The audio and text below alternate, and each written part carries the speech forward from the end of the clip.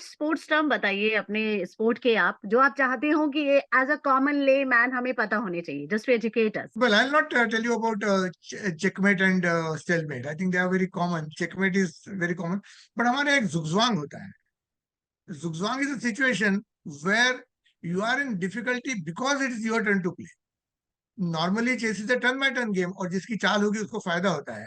आपको अगर दो चाल राइट। खेलने मिलेंगे तो आप जीत जाएंगे. लेकिन कभी कभी ऐसी भी सिचुएशन आती है कि जहां चाल चलने की जो मजबूरी है उसकी वजह से आपके पोजीशन खराब हो जाती है. And that is called zugzwang. It's a very strange term, but उसमें बहुत इंपॉर्टेंट बातें आती हैं.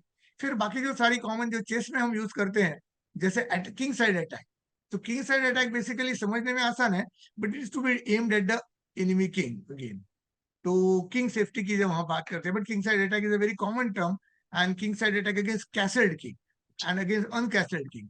So castling is a term which people don't know very often. Castling is taking away the king to the fort. So हम ओह। पहले भी इतिहास में भी देखते हैं कि जब डेंजर रहता है तो राजा अपने आप को किले के ऊपर जाके अपने they defend, and they basically they could even grow. I mean, there was agriculture possibly. They could even grow this everything there, including अनाज भी वहां बनते थे, फ्रूट भी बनते थे, but they could live there for months together. And that is what the fort is. Fort is something which you cannot break. So हम उसको fort. So attack against castled king, one of the most difficult terms, वो सीख नहीं पाते हैं तो बच्चे. So there are some of the terms. And fork and pin, they are very common terms. एक fork होता है जहां पे एक ही साथ से, जैसे typical like a fork, you try to attack various pieces of your opponent. तो इसको फोर्क कहते हैं. जैसे फोर्क में तीन चार उसके कांटे हैं तो पकड़ लेगा. And there is a pin which means that a pin piece. कभी कभी हम कहते हैं कि your king is under pin, your knight is under pin, और your bishop is under pin. तो पिन क्या होता है? तो पिन जैसे एक दूसरे को टाँचते हैं उस तरह से, if there is a piece which is tied down for the defense of king and cannot move because it will expose the king, तभी क्या होता है, किंग को तो एक्सपोज नहीं कर सकते. तो वो पीस जो बेचारे हैं, हाथी है, घोड़ा है, पॉन है, किंग के सामने पिन हो गए, तो उनको वो अपने मर्जी से कहीं चल नहीं सकते, तो उनको पिन कहते हैं. Your knight is pinned, your bishop is pinned. तो very often it's confusing. Pin का मतलब है कि पीछे राजा की saving, safeguarding the king behind. As a result, they are unable to move because moving them would expose the king to check, which is not permissible. और ऐसे एक टर्म होती है फोर्क. जैसे हमने फोर्क होता है खाने में, तो it has got many this thing sort of angles and many parts. तो if one piece is attacking more than two or three opponents pieces, it's called a fork. कि एक टाइम वो एक को मारना चाहता है, दूसरे को मारना चाहता है, तीसरे को मारना चाहता है, चौथे को मारना चाहता है. That's a fork. That's also one of a very important terms. And then sometimes we call an intermediary move. That's a German word has been taken. That is called a Zusenchu. So that is when you actually give, when you play a move and you're expecting a different move, suddenly your opponent disturbs your turn, disturbs your plan by giving you a check or something, which you must do. So there is some forcing move which prevents the what you intended or your opponent has intended. So this is Zusenchu कहते हैं. So quite a few terms like this also. There is a double attack.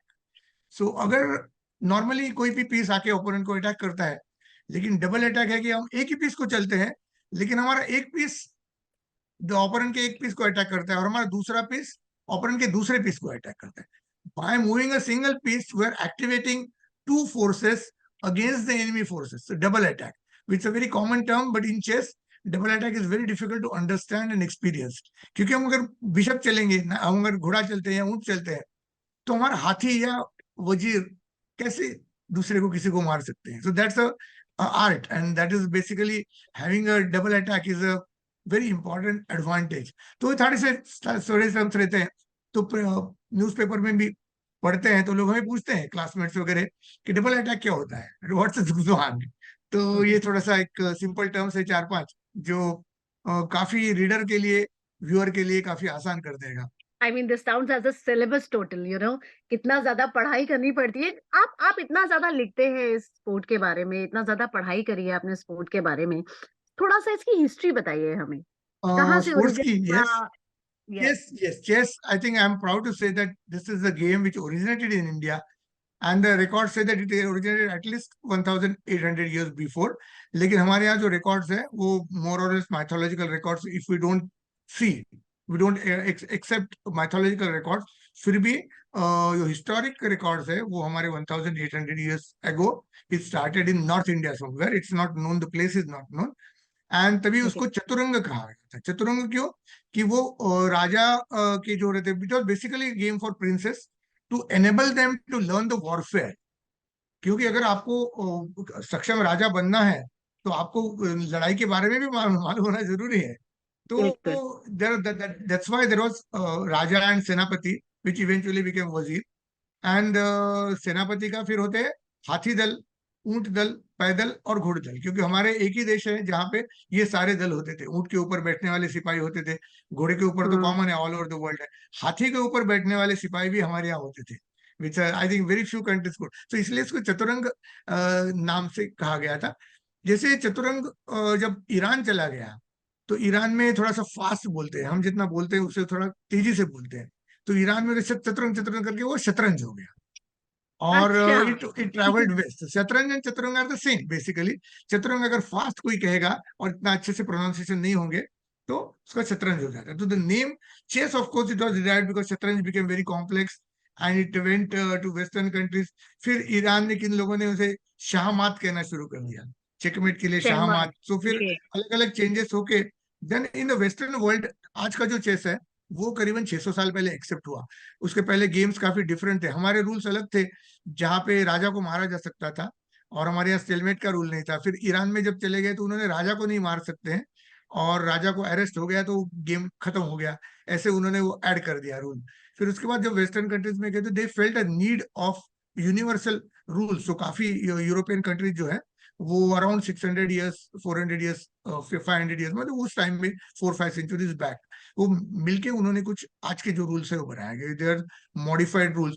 So modern history we have is about 400 to 500 years back, and the Italians dominated, then the Spanish dominated, the French dominated, and eventually in the 19th century, there's an American Paul Morphy who is still considered to be the greatest genius of all times. So, and then everybody, the chess does not have the limitations of sort of boundaries of the boundary lines. Like I would say that अगर किसी game में अगर athletes अच्छे आ रहे हैं, अगर runners अच्छे आ रहे हैं, स्प्रिंटर्स अच्छे आ रहे हैं, तो उसी देश से ज्यादा आते हैं. अगर क्रिकेट में कोई प्लेयर्स अगर ज्यादा आते हैं, बैट्समैन अच्छे आते हैं, तो उस देश से आने की संभावना हम्म. ज्यादा है. But in chess, it has had a universal sort of requirement to handle army of 32 people, 32 chessmen together. तो we see Morphy जो थे अमेरिका के, the next world champion was from Austria. Austria has not had a second world champion. And then the next world champion from Germany, Emmanuel Lasker. वो भी उनके बाद Germany के पास भी कोई वर्ल्ड चैंपियन नहीं है. उसके बाद फिर after first world war USSR में काफी चेस का मतलब दे लर्न इट इन मोर और less in a scientific way. उसके पहले कोई साइंटिफिक स्टडी हुआ नहीं था. आज जो होता है बहुत ही ज्यादा साइंटिफिक हो गया है. But the beginning was in USSR about 100 years back.